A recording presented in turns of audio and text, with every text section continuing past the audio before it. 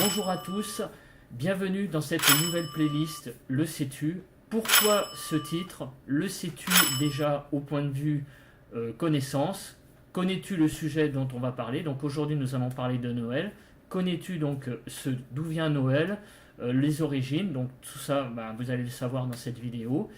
Et le sais-tu? Le sais-tu, c'est-à-dire par rapport à moi, c'est connais-tu ma position par rapport à Noël, ce que j'en pense? Donc je vais développer ces deux axes-là. J'attends aussi dans cette vidéo que vous me donniez donc votre avis par rapport au sujet que je suis en train d'exposer. Donc donner votre avis par rapport à Noël, ce que vous pensez de Noël, si c'est une période que vous aimez pas, si vous trouvez ça festif, ça vous gave. Enfin, dites-moi ce que vous avez envie de me dire en commentaire par rapport à ce sujet.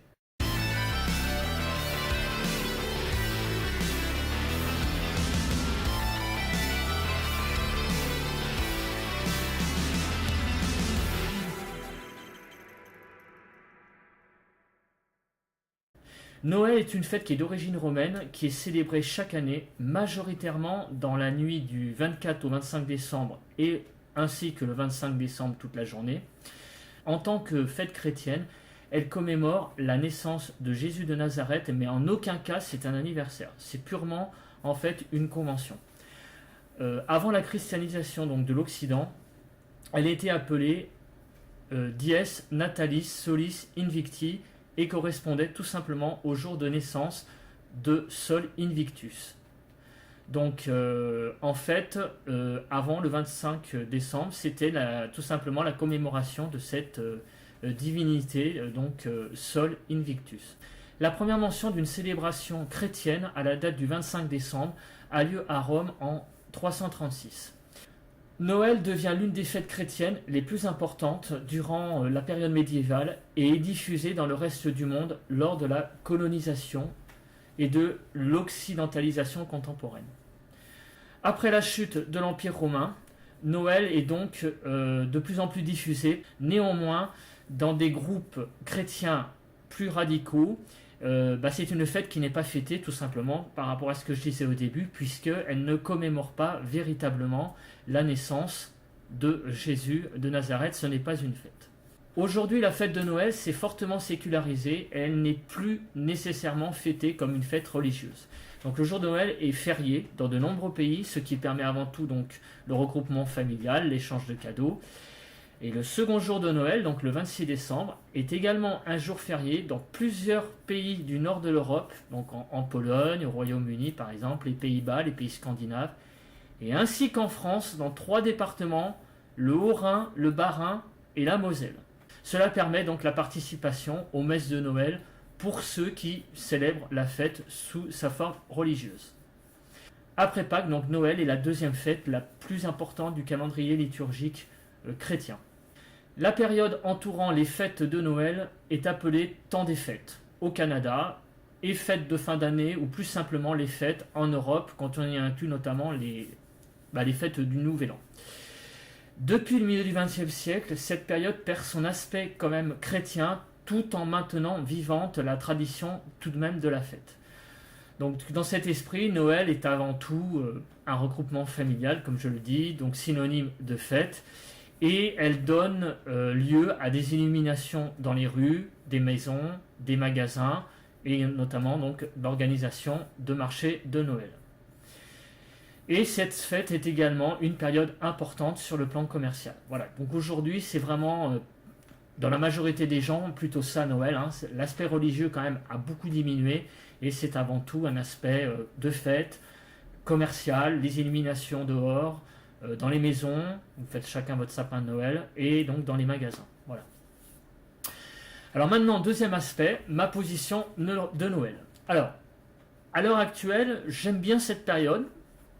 Par rapport à ce que je viens de dire, c'est tout à fait ça. J'aime bien cette période pour l'aspect festif, pour l'aspect regroupement familial. Ça me permet, donc, comme beaucoup de gens, de voir ma famille. On fait un bon repas, voilà, c'est vraiment un moment de fête, un moment assez magique. J'ai des enfants, donc c'est aussi un moment magique pour eux parce que je leur donne je leur donne des cadeaux comme tous les parents, et donc de les voir ouvrir les cadeaux, ça c'est un moment pour moi important. De voir donc dans leurs yeux donc des étoiles plein les yeux tout simplement. Ça c'est pour l'aspect plutôt festif. Pour l'aspect commercial, alors ça c'est un aspect qui me gave un peu pour tout vous dire. C'est vrai que dans les commerces et tout ça c'est assez gavant. Pourquoi? Parce qu'il y a beaucoup de monde. Voilà, ça c'est un truc qui me dérange pas mal. C'est-à-dire que quand je vais dans les magasins pour faire donc mes achats de Noël, il y a beaucoup de monde en général, et comme je suis un petit peu, on va dire, agoraphobe, j'ai un petit peu peur de la foule. La foule me dérange un petit peu, le bruit aussi, ça me stresse pas mal. J'ai pas mal de mal donc d'aller dans les grands magasins parisiens par exemple. Et ça c'est un aspect qui est un petit peu négatif parce qu'évidemment au moment des fêtes, ces magasins sont vraiment fortement fréquentés. Voilà. Donc, mais bon, on est obligé d'y passer, hein, parce qu'évidemment, pour acheter des cadeaux, on est bien obligé d'aller donc, dans les magasins. On n'est plus du temps à faire des colliers de pâtes ou acheter des oranges au marchand de légumes du coin.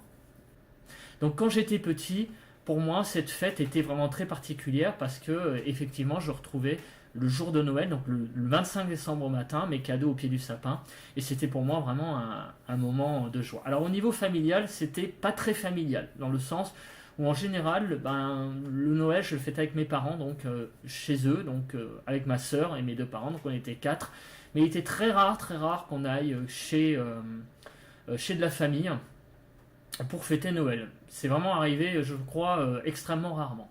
Alors que, au contraire, chez moi, donc en étant adulte maintenant, c'est très très rare que nous fêtions Noël, moi, ma femme et mes deux enfants en même temps.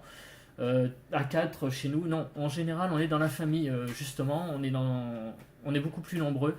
Donc ça c'est un truc qui a changé par rapport à ce que quand j'étais petit. Ça c'est un truc que j'apprécie beaucoup parce que je trouve que de faire Noël juste avec ses parents et sa soeur, ça c'est un côté un petit peu tristounet quoi. Voilà, on a besoin d'un peu plus besoin d'un peu plus de monde pour on va dire pour l'aspect festif.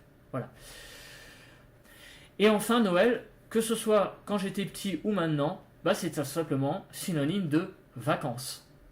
Ça paraît tout bête, mais quand j'étais petit, il y avait les fêtes de Noël qui tombaient pendant les vacances de Noël, qui duraient une quinzaine de jours quand j'étais petit.